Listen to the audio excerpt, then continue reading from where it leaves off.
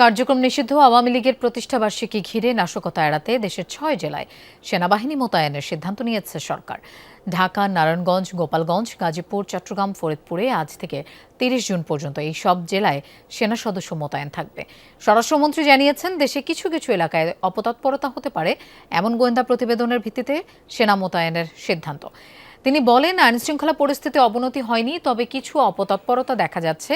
মন্ত্রণালয়ের প্রজ্ঞাপনে বলা হয়, কার্যক্রম নিষিদ্ধ ঘোষিত বিভিন্ন সংগঠন কর্তৃক দেশের বিভিন্ন স্থানে বেআইনি মিছিল, শোডাউন ও অন্যান্য কর্মসূচির মাধ্যমে নাশকতা ও বিশৃঙ্খলা সৃষ্টির আশঙ্কা রয়েছে। এর ফলে দেশের বিভিন্ন জেলার সার্বিক আইন শৃঙ্খলা পরিস্থিতির অবনতি ঘটার পাশাপাশি জানমালের ব্যাপক ক্ষয়ক্ষতির আশঙ্কা রয়েছে। তাই ৬টি জেলার শান্তি শৃঙ্খলা রক্ষা, জননিরাপত্তা নিশ্চিতে in aid to civil power এর আওতায় প্রয়োজনীয় সংখ্যক সেনা সদস্য মোতায়েনের ব্যবস্থা করা হয়েছে।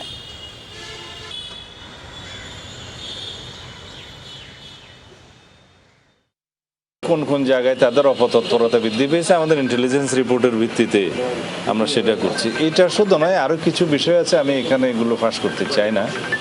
দেশে অস্থিরতা সৃষ্টির জন্য কিছু কিছু মহল, কোনো মহল অপতৎপরতায় লিপ্ত আছে।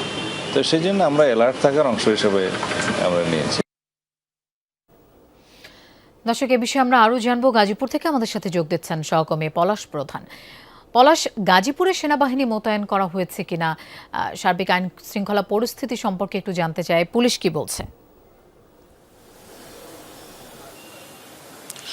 লোপা কিছুক্ষণ আগে গাজীপুর মেট্রোপলিটন পুলিশের ঊর্ধ্বতন কর্মকর্তার সাথে কথা বলছে। তিনি বলছে যে গতকাল যেহেতু একটি যুবলীগের ব্যানারে, নিষিদ্ধ ঘোষিত যুবলীগের ব্যানারে একটি মিছিল হয়েছিল, সেখানে কিন্তু পুলিশকে উদ্দেশ্য করে একটি হুমকি দেওয়া হয়েছিল। এরপর থেকে কিন্তু গাজীপুর পুরো মেট্রোপলিটন এলাকায় কিন্তু অভিযান চলমান রেখেছে। সেই চলমানের প্রেক্ষিতে কিন্তু ২৬ জনকে গ্রেপ্তার করতে সক্ষম হয়েছে। কিছুক্ষণ আগেই মূলত এই ভাষণ থানা মামলাটি হয়।